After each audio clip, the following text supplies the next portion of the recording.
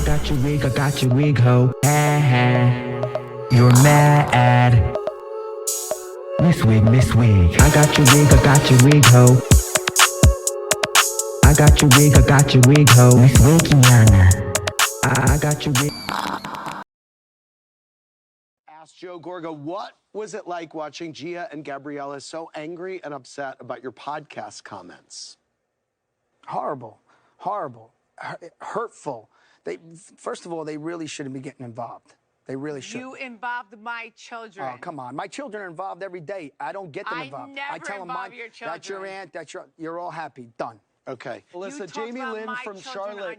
Jamie Lynn from Charlotte said, don't you think it's ballsy to say that you put food on the table for Teresa's family, considering you wouldn't be on the show if it wasn't for Teresa? We kept the core of this show going, or else it would have just turned into the show that she had for 3 episodes, which was like the Teresa Went to Prison show, which Joe Giudice did on his own. You're being too nice, honey. I'm trying to be nice. Well, you're being nice. How about thank you? Because when she's in prison, Joe wasn't working at all either. So they had no income. Right. If we weren't on the show, their kids would not still be living in that house and have food and have whatever they had. How about also thank you? Joe needed to make money on that show, and he needed someone to film with. And here we were that jumped in. So that Teresa Went to Prison show was able to be made because he had us to bounce off of and has someone to talk to on it. What we were discussing was when your sister was in jail. What we were saying is we helped Joe do this show so we could put food on the table. What's so outrageous? Why did you promise not to talk about the Giudices, only to go on Melissa's podcast to do just that? Do you really believe your nieces would have been homeless and not have food if it wasn't for you? It's just that we have a lot of memories, even if we're not close. When you were away, I was the one helping your mother pick up your girls and bring them to dance. You remember that? Well, I didn't mean homeless. What I meant was we kept the show going. Okay. Because, we went through a downfall, right? Okay. Other people pointed out, though, that we did shut production for a while until Teresa came out. Correct. We said food on the table, meaning it was time to fill. Hold on. I'm sorry I said it. Right, but I really want it to be known how I was saying it. I was trying to say, like, when we're needed and it was time for us to film with them, we were allowed to go to the jail, we were allowed to visit her, we were allowed to see the kids, we were allowed to film. When we're needed, it was okay to put food on the table, meaning because they were going to make money off of words. Hold on, you made money too. You made money too. I understand, but I was not the one keeping you away. I wanted you. Teresa, from day one, I could never please you. She can't take any day one, I brought the world cookies. I had my wedding during your pregnancy. I can't please you, honey. There's nothing I can please you. Mackenzie 805 on Twitter asked what a lot of viewers asked. Teresa, Joe Giudice did need someone to film with in order to make a show when you were away. So technically, by Joe Gorga and Melissa signing on, they did help your family make money. Can you really not see that? No, they made money too.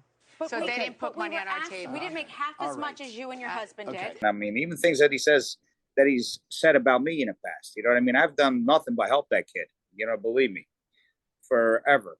And since I started dating Teresa, and he should have nothing to say about me at all. But in his mind, he thinks that I don't know what he thinks. I really have no idea. I mean, well, he recently said that, the whole spin-off special that you had when Teresa was away, that if it wasn't for him and Melissa, that you wouldn't have been able to eat or feed the kids. I mean, he is saying that again now with that whole spin-off special. That I wouldn't have been able to feed the kids. And that they would have gone down, and they're responsible for the success of that spin-off special. That's something new that seems to be coming out. Oh, my God. Why don't you tell them that they ought to thank me again because they got paid again? All right, so if it wasn't for the spinoff, they wouldn't have got paid. They actually they always eat off my back. They're still eating off my back because if I didn't, start that show with my ex, how would they still even be on it? Well, if they're like, so whatever, why are they still on it? Obviously because they like the money, right? There's times I would go home and just sit in my car and just cry and say, how the hell am I what am I gonna do tomorrow? Like, what's my next move? With $2 in my pocket, with no money in any bank accounts, and here I am going home to a multi-million-dollar home that I lived in, not knowing like what's happening tomorrow. So when I would walk into my house and I would see my wife and act like everything is okay, but it wasn't okay. Where she used to have her own, she had credit cards, she would just go spend money, live a good life, to where I said to her, here's $100, use that for groceries, gas, Pampers, whatever you need. She was like, what? Blue and gold. This season, you two were more open in kind of a refreshing way about real feelings for each other or your real feelings against each other. Yet you somehow managed to coexist in a weird way. I mean, I was doing it because I was getting married. And I wanted peace. And I tried everything. I bent over backwards, and she kept denying me every single time. Okay. You started the night saying you want peace and to close the door. Correct. Is that where you are right now? Yes. What about you?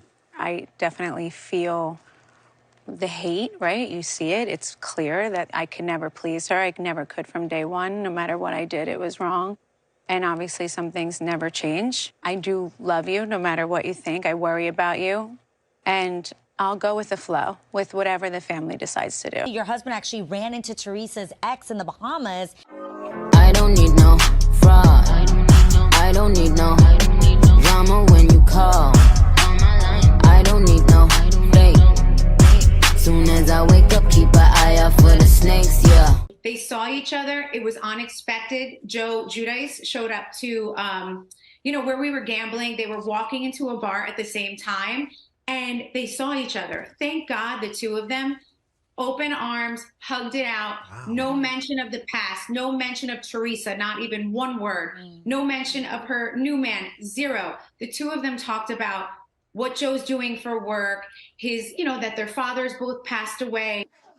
You never calling me when you... I didn't call you this week. I'm busy all week.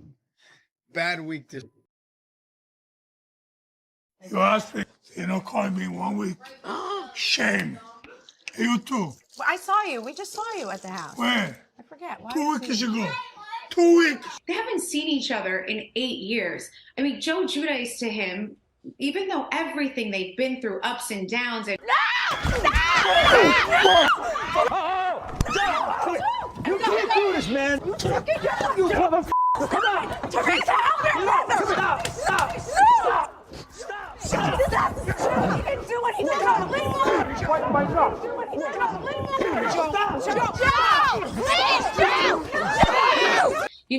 Joe Giudice there was a time where there was a lot of clickbait and a lot of things going on. My husband let it all go. He saw him. He felt like he saw family. Don't you cry. Don't you get upset over this. He will never be half the man you are. You know where he's going to end up. Where he belongs. We didn't go look for Joe Giudice. He obviously knew what hotel we were at. But the better part is, it's like Joe's damned if he does, damned if he doesn't. My father explained it to me. He said they were maybe together for like 3 minutes, that they saw each other. It was a hug. And my dad noticed somebody was like recording right next to them. And like my dad was like uncomfortable. He was a stand-up guy. He just kind of smiled and whatever. And then they walked away. And that was it. You guys have known each other so long. Like, you've met Teresa at such a young age. So I feel like you guys both must know where the skeletons are buried on each side. I mean, look, he has problems with his own sister. So, I mean, the kid's definitely got issues. You know what I mean? It's not like, and it's his only sister. So I don't know what his deal is. Right. Really his only family besides his wife and kids. Whatever his wife's side of the family. But I mean, he doesn't have, that big of a family. I mean, I don't know what his deal is. So then when I saw that video of that being posted, and I'm blocked on I don't even care. I'm blocked on my Aunt Melissa's page. She blocked me on my public account, my private account, and my clothing line account, because it was just weird. One day, I guess somebody told me she posted something about me. So I went to go look, and I was like, I'm blocked on everything. So I'm blocked from everything from her. And then somebody, again, obviously all the bloggers saw that when they met up. Or exactly. And so then I went to go look because they were like, he posted a video. And then when I went to go see that, I was just like, this is unbelievable. Like, you're not genuinely happy to see him. Like, you talk so much crap about him. You told my mom that he put my grandparents in the grave. Meanwhile, my dad hung out with my grandparents every day, sat at the table and played cards with my nono. They came on every family vacation with us. It's like that narrative is also just so hurtful. Like, of course, did my grandparents have resentment against my father when my mother went away? Of course, they were devastated that their daughter went to prison, and my father was embarrassed as hell. All right.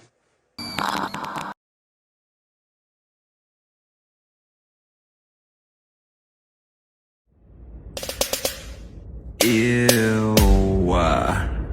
Like JK, but like maybe not. But thank you for watching. But you hating ass bitches always have something to say. Hating ass bitch, but you're still watching my vids. What?